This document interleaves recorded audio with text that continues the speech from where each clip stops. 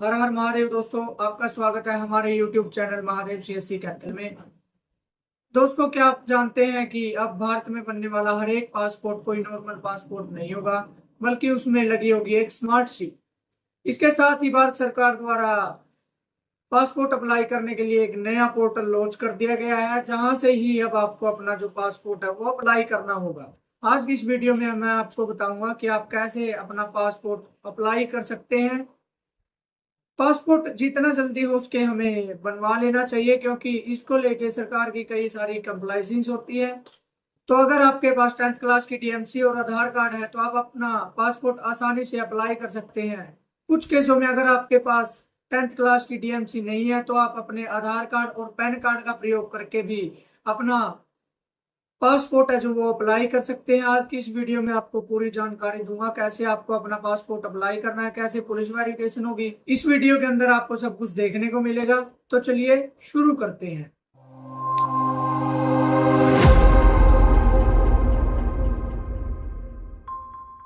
तो इसके लिए सबसे पहले आपको अपने किसी भी ब्राउज़र पे चले जाना है। ब्राउज़र पे जाने के बाद आपको सर्च बार में सर्च करना है पासपोर्ट सेवा। पासपोर्ट सेवा सर्च करने के बाद आपके सामने जो पहली वेबसाइट है passportindia.gov.in, इस साइट पे आपको क्लिक कर देना है। उसके बाद आप देखेंगे कि जो साइट का होम पेज है वो आपके सामने खुल के आ जाएगा, जो पहले की साइट से बहुत चेंज कर दिया गया है। तो सबसे पहले आपको पासपोर्ट अप्लाई करने के लिए इस पोर्टल के लिए अपने आप को रजिस्टर करना पड़ेगा, जिसके लिए आपको यहाँ रजिस्टर का ऑप्शन मिलेगा, इस पे आपको क्लिक कर देना है। यहाँ आपसे पूछा जाएगा कि पासपोर्ट किस तरह का है। अगर आप कोई गवर्नमेंट सर्वेंट हैं तो आपको CPV दिल्ली पे क्लिक करना है, वरना आपको अगर आपको नॉर्मल पासपोर्ट बनाना है तो पासपोर्ट ऑफिस के ऑप्शन पे आपको क्लिक कर देना है। इसके बाद जो आपके करंट एड्रेस पे सबसे नियरेस्ट पासपोर्ट ऑफिस है उसको आपको सिलेक्ट कर लेना है। इसके बाद यहाँ आपको अपना फुल नेम एंटर करना है। उसके बाद आपको ईमेल आईडी एंटर करनी है। उसके बाद आपसे ये पूछ रहा है कि क्या आप जो आपने ईमेल आईडी डाली है उसी को अपनी यूज़र आईडी या लॉगिन आईडी बनाना चाहते हैं तो आपको यस पे क्लिक कर देना है। जैसे हम अपनी मेल आईडी को ही अपनी यूज़र आईडी बनाना चाहते हैं, यस पे क्लिक कर देना है। उसके बाद आपको अपना कोई भी पासवर्ड है जो अपनी साइड से बना लेना है। उसके बाद आपको साइन इन के ऑप्शन पे क्लिक कर देना है। उसके बाद आपकी जो मेल आईडी आपने डाली है उस पे आपको 4 डिजिट का OTP देखने को मिलेगा। OTP को आपको यहाँ एंटर कर देना है। OTP एंटर करने के बाद आपको कंप्लीट साइन अप के ऑप्शन पे क्लिक कर देना है। इसके बाद जो आपकी यूजर आईडी पासवर्ड है वो क्रिएट हो जाएंगे। इसके बाद आपको सेम आपको होम पेज पे चले जाना है। उसके बाद आपको लॉगिन के ऑप्शन पे क्लिक कर देना है और लॉगिन आईडी में जो आपने अभी ईमेल आईडी अपनी लॉगिन आईडी बनाई थी उसको यहाँ एंटर कर देना और कंटिन्यू के ऑप्शन पे क्लिक कर देना है।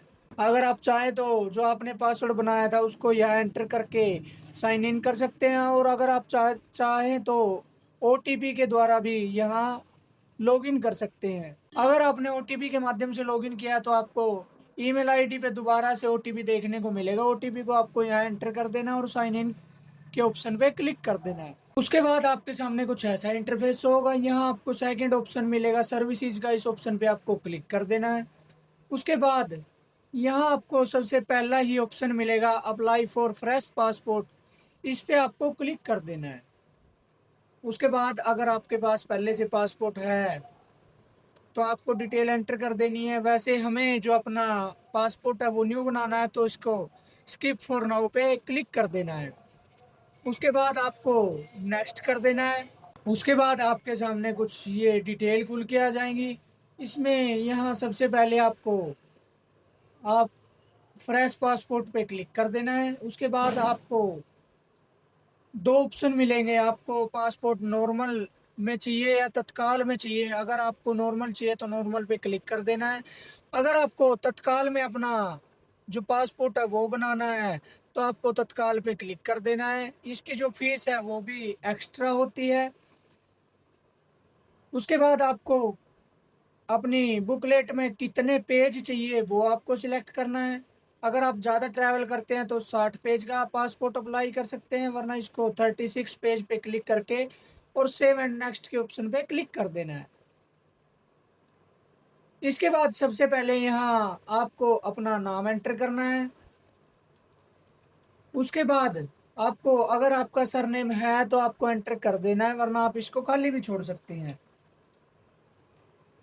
उसके बाद आपको अपना जेंडर सिलेक्ट करना है। उसके बाद ये आपसे पूछ रहा है कि क्या आपका इसके अलावा कोई अदर नाम है, अगर है तो आपको यस कर देना है, वरना इसको नो कर देना है। उसके बाद ये आपसे पूछ रहा है कि क्या आप अपना नाम चेंज करना चाहते हैं, तो इसको आपको नो कर देना है। उसके बाद आपको अपनी डेट ऑफ बर्थ सिलेक्ट करनी है। उसके बाद आपको अपना प्लेस ऑफ बर्थ क्या है वो आपको एंटर करना है। उसके बाद आपको अपना मैरिटल स्टेटस सिलेक्ट करना है, मैरिड हो, डिवोर्स हो, सिंगल हो या अदर, आपको सिलेक्ट कर देना है। इसके बाद अगर आपका बर्थ इंडिया के बाहर हुआ है तो आपको यस कर देना है, वरना आपको इसको नो कर देना है। इसके बाद आपके सामने स्टेट का ऑप्शन खुल के आ जाएगा। यहाँ आपको जिस भी स्टेट में आप रहते हैं उसका सिलेक्ट कर लेना है। उसके बाद आपको डिस्ट्रिक्ट सिलेक्ट कर लेनी है। उसके बाद सिटीजनशिप ऑफ इंडिया बाय, आप इंडिया के सिटीजन कब से हैं वो आपको सिलेक्ट कर लेना है। उसके बाद अगर आपके पास पैन कार्ड या वोटर कार्ड या दोनों हैं तो आपको उनके नंबर एंटर कर देना है, वरना आप इसको खाली भी छोड़ सकते हैं। उसके बाद आपको एम्प्लॉयमेंट टाइप में आप काम क्या करते हैं वो आपको सिलेक्ट कर लेना है। इसके बाद अगर आपकी एज 18 साल से कम है तो आपको यस कर देना है, वरना आप इसको नो कर देना है। उसके बाद आपको अपनी एजुकेशन क्वालिफिकेशन सिलेक्ट करनी है। इसके बाद अगर आप नॉन ईसीआर कैटेगरी से नहीं है तो आपको नो कर देना है, वरना इसको ऐसे ही रहने देना है। इसके बाद आपको अपना कोई विजिबिलिटी मार्क यहाँ एंटर कर देना है, जैसे आपके फेस पर कोई मोल हो या आपको कहीं चोट लगी हुई हो, उसका निशान परमानेंट बना हुआ हो, वो आपको यहाँ एंटर कर देना है। उसके बाद अगर आपके पास आधार कार्ड नंबर है तो यहाँ आधार कार्ड नंबर आपको एंटर कर देना है।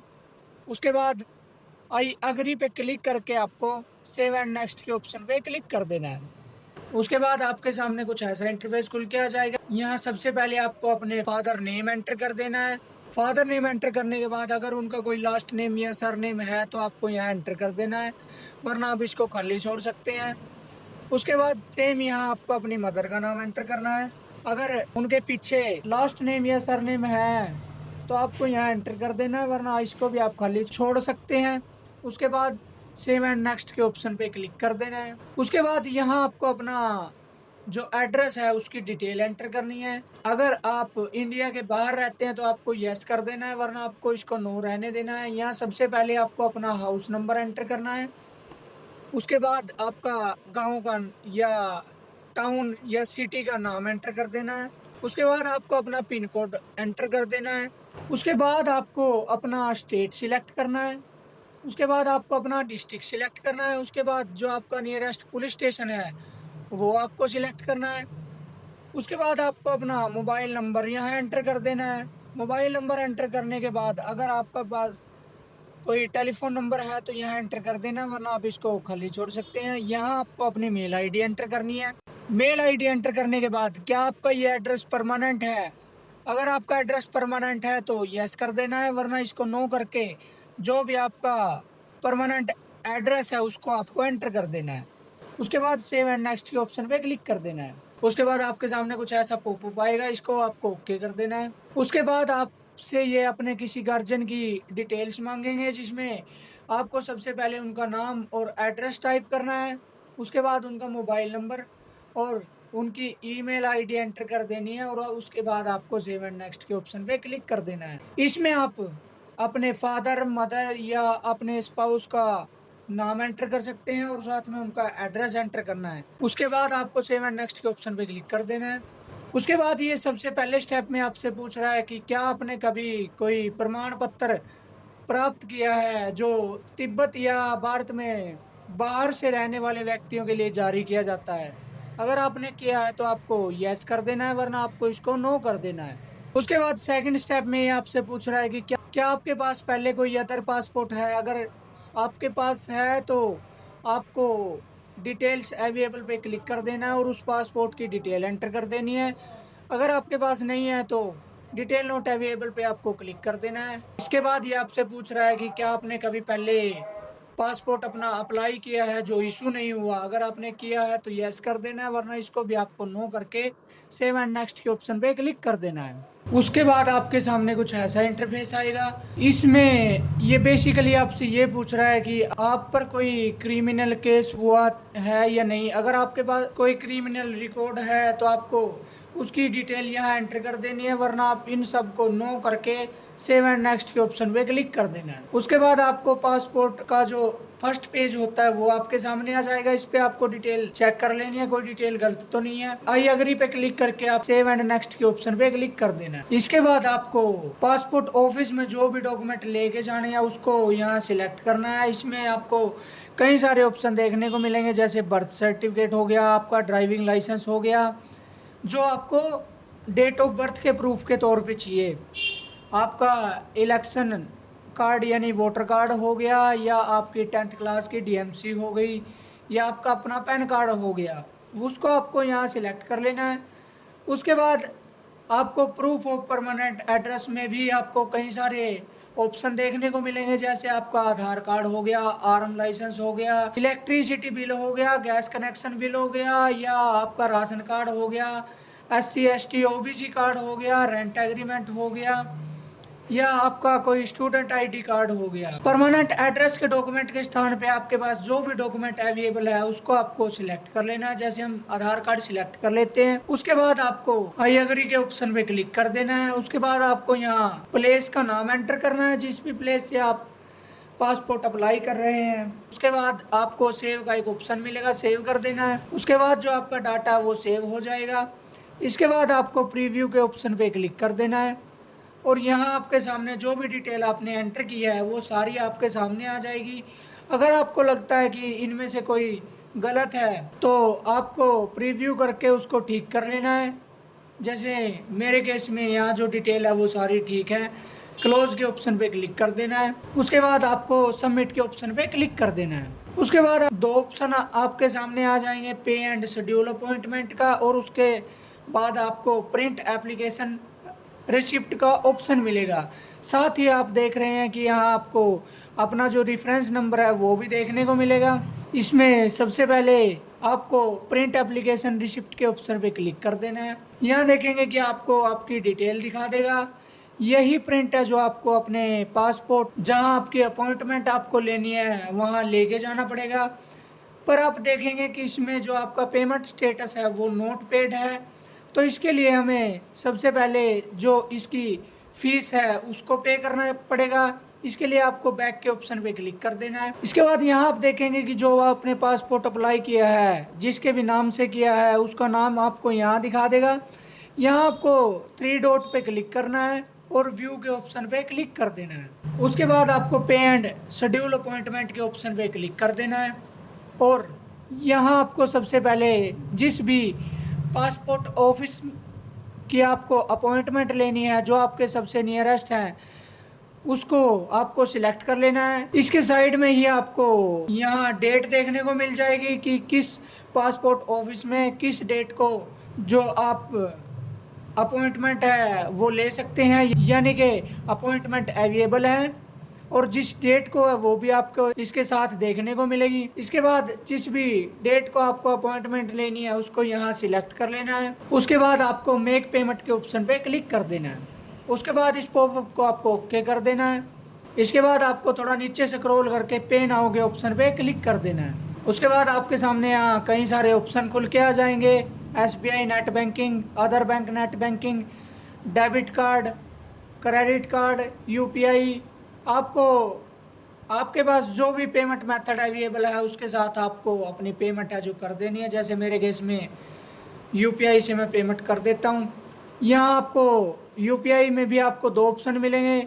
अगर आप चाहते हैं तो आप अपनी UPI एंटर करके भी पेमेंट कर सकते हैं, और अगर आप चाहें तो अपना QR कोड स्कैन करके भी अपनी जो पेमेंट है वो कर सकते हैं। पेमेंट होने के बाद आपकी जो पेमेंट है वो सक्सेस हो जाएगी। यहाँ आपको क्लिक करके ऑप्शन पे क्लिक कर देना है। उसके बाद आपके सामने कुछ ऐसा पेज खुल के आ जाएगा। यहाँ आपको प्रिंट एप्लीकेशन रिसिप्ट के ऑप्शन पे क्लिक कर देना है, और जो आपकी रिसिप्ट है जिसको आपको पासपोर्ट ऑफिस लेके जाना है उसको आपको print and download application receipt करके PDF की फॉर्म में कहीं भी आपको सेव कर लेना है और किसी भी जन सेवा केंद्र से जाकर आपको इसका प्रिंट है जो वो निकलवा लेना है। तो देखा आप लोगों ने, आप कुछ ही मिनटों के अंदर जो अपना पासपोर्ट है वो बहुत ही आसानी से अप्लाई कर सकते हैं।